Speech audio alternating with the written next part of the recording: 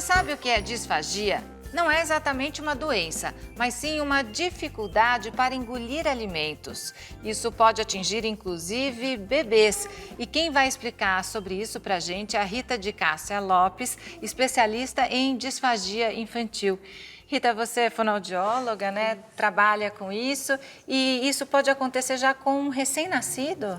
Realmente, a dificuldade da deglutição, ela pode acometer já os recém-nascidos e pode ter uma origem até no parto imediato, já pode causar uma dificuldade, né? Um transtorno da alimentação e que pode promover risco realmente nutricional e pulmonar.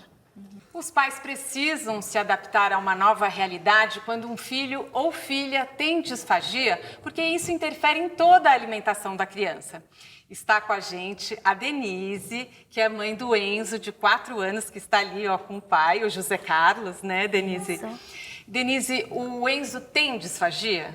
Tem disfagia, tem uma dificuldade de deglutir, até de mastigar também, para certos alimentos, inclusive. Isso com alimentos e com líquidos também? Sim, líquido principalmente, né, porque eu coloco espessante para ele, então eu não posso dar a água pura para ele, eu tenho que colocar um espessante. E o que acontece? Ele engasga? Ele engasga. Não, imagina o risco, né? O susto. Sim.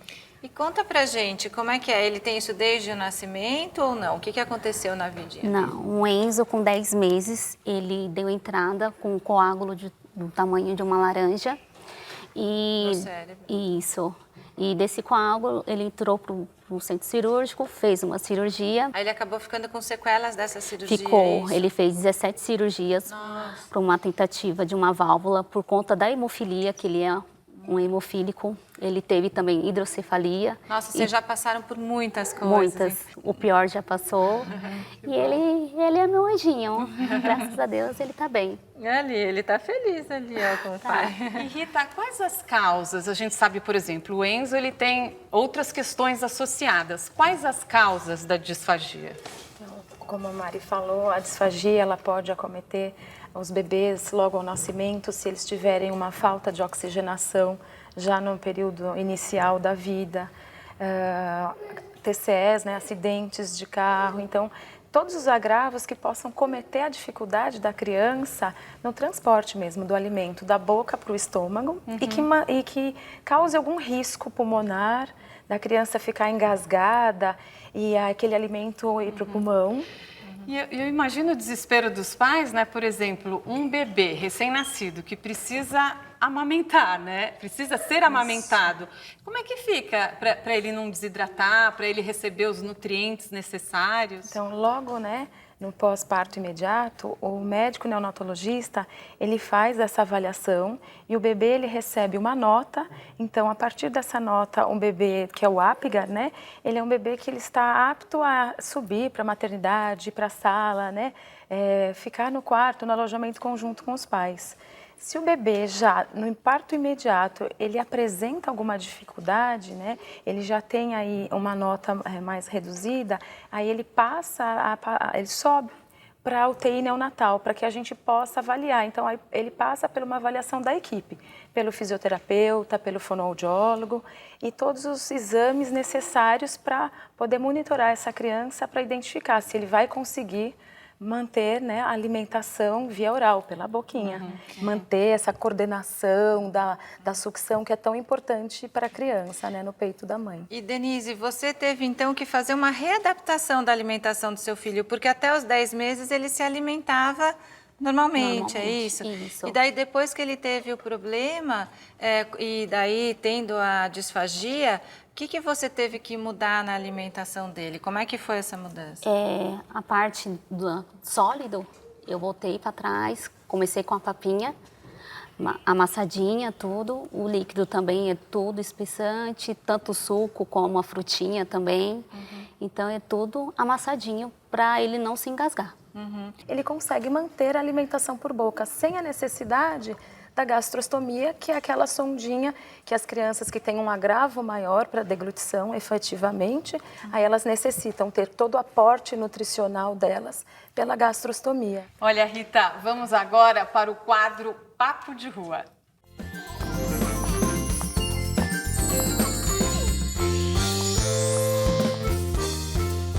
Oi, eu sou a Flavi, sou a mãe do Enzo de 6 anos.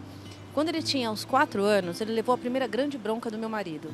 Ele ficou muito nervoso, isso já era de noite, e ele chorou muito, enfim, fizemos o que podíamos e ele foi dormir, bem contrariado. No dia seguinte ele amanheceu muito gago, totalmente gago, para ser bem honesta. Ele mal falava mamãe. Isso me deixou muito assustada, procurei muitas ajudas, diferentes médicos, e só após 6 meses que ele começou a ficar bem. Hoje ele está curado, porém a minha dúvida ainda continua. Ele teve um problema, nesta época, esse tipo de trauma ou esse tipo de gagueira acontece por motivos neurológicos ou por motivos psicológicos? Alguém sabe me responder? Então, Flavi, realmente a gagueira ela pode ter várias etiologias, né, várias causas. Mas no caso com seu filho, por conta da bronca, acredito que tenha sido assim um fator mais emocional, psicológico. E como você buscou, né, um caminho, um tratamento, você teve sim um suporte para poder conduzir melhor e para que esse sintoma naquele momento fosse acolhido, assistido emocionalmente. E aí ele percebeu que ele tem, né, o domínio da linguagem, da fala, da boa articulação. E ele superou a dificuldade emocional naquele momento. Obrigada pela sua explicação, Rita. E olha, a nossa conversa continua no próximo bloco. Fique com a gente aqui no Momento Papo de Mãe.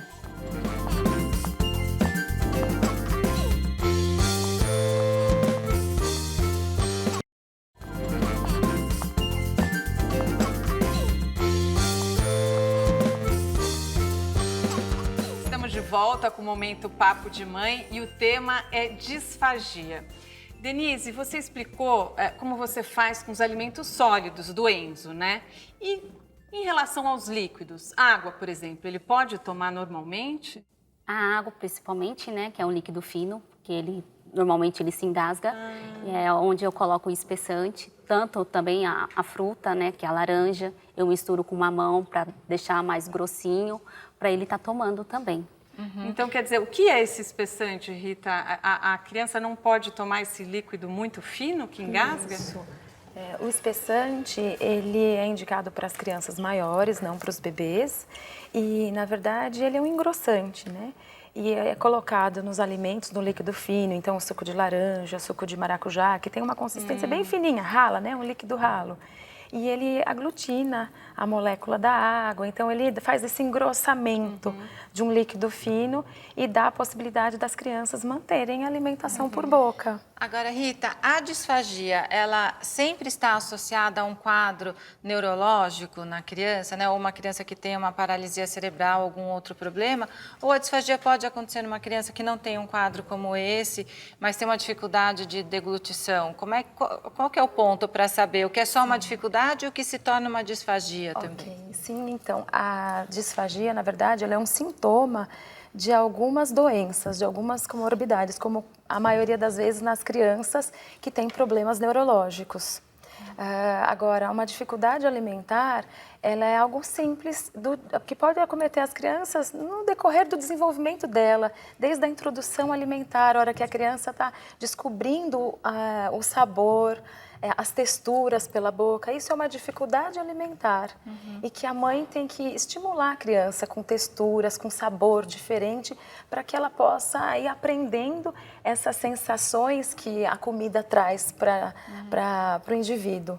Agora, a disfagia, ela realmente, ela é um sintoma de algumas doenças, né? Que nas crianças isso fica evidente porque traz um risco para o pulmão ou um agravo nutricional que pode trazer a desidratação, a desnutrição. E Denise, mãe, vira expert no assunto, né? Então você já sabe direito assim, o que o Enzo engasga mais, o que você precisa tomar mais cuidado. Sim. Principalmente quando ele estava no sólido, eu voltei para trás e voltei para a papinha, porque eu vi que ele estava aspirando. Então, eu voltei para a papinha. E você já tinha ouvido falar em disfagia? Porque uma coisa que a gente fala muito, por exemplo, é do refluxo, que é algo que é até mais comum entre os bebês, né? E que, não sei, poderia até ser confundido com disfagia. Sim, mas assim, eu só aprendi mesmo por conta das internações dele. Foi aí que eu fui entender o que era disfagia. A disfagia, por ela não ser uma doença em específico, ela é o sintoma, né, de algumas doenças, ela precisa ter um bom diagnóstico, então tem que estar inserido dentro de uma equipe multidisciplinar, um médico, um pediatra, um neonatologista atento, tanto para o bebê que tem uma incoordenação para sugar no seio da mãe ou na mamadeira, um bebê que engasga sempre, a mãe tem que estar alerta para aquela criança, né? E Rita, quais as recomendações, porque eu acho que o maior pânico dos pais é quando a criança engasga, né? E aí o que fazer quando essa criança engasga com alimento, com líquido? Uma das coisas que a gente sempre pede para o pai, né, é nunca assoprar, porque quando a gente assopra no rosto de uma criança, a resposta imediata é puxar a respiração. E aquilo que estiver incomodando ou que realmente estiver na área de engasgo ali da garganta, da glote, ele vai abrir a garganta, a glote, e aquilo pode ir para o pulmão. Então, jamais realmente assoprar a criança que vem, né, da coisa de vó, de casa, de uma coisa muito normal, né? E não é. Então, o ideal é que você realmente faça aquele procedimento que o bombeiro sempre faz, que é posicionar a criança, segurar a cabecinha, o queixo da criança e colocar ela para baixo e bater nas costinhas dela. Mas sempre segurando a criança, o queixo, para a cabeça não fechar. Né, a garganta, para poder realmente desobstruir daquele alimento que estiver parado na garganta. E Denise, já teve uma evolução no quadro dele? Quer dizer, já teve um momento que a disfagia foi pior, que ele até precisou se alimentar por sonda e depois você conseguiu recuperar e né, fazer essa alimentação via oral? Foi nas internações dele, que ele ficou um bom tempo sem comer por boca, né? Então ele usou um bom tempo uma sondinha nasal. Então, quando ele tirar essa sonda, teve uma dificuldade grande pelo alimento por boca, porque ele demorava, no almoço, 2 horas para tentar comer uma papinha. E hoje ele evoluiu? Evoluiu, está bem melhor. E é importante que a criança se alimente pela boca? É importante, né? Principalmente a criança, o mundo dela começa pela boca sempre, né? Toda descoberta, o bebê, ele está com a mãozinha descobrindo os dedinhos na boca, depois ele começa a morder, depois a criança, tudo que está ao alcance da mão, ela leva à boca. Então, é o primeiro, eu falo que as descobertas começam pela boca e a importância até para a fala, porque uma criança que mastiga bem, que come com consistências, ela tem, né, esse pressuposto que ela tem uma facilidade para articulação da fala. E esse quadro pode melhorar com a criança crescendo? Sim, a disfagia, ela bem acompanhada pelo fonoaudiólogo, sem risco, sem a promoção de risco realmente nutricional e pulmonar, a criança pode manter a alimentação por boca. E a mãe também, né? Muito bem treinada, a mãe muito bem orientada para poder identificar que a criança é além da doença. Denise, muito obrigada. Rita, muito obrigada. Vocês têm site ou redes sociais para deixar? Sim, o Instagram, pelo Instagram vocês podem acessar, que é o Rita Lopes 6184. Legal, e Denise? Instagram também, Ateliê Coisas da D. É um ateliê do quê? De artesanatos. Ah, que legal. Muito obrigada mais uma vez, então, pela presença de vocês. O Momento Papo de Mãe de hoje sobre disfagia termina aqui. Até a próxima. Tchau!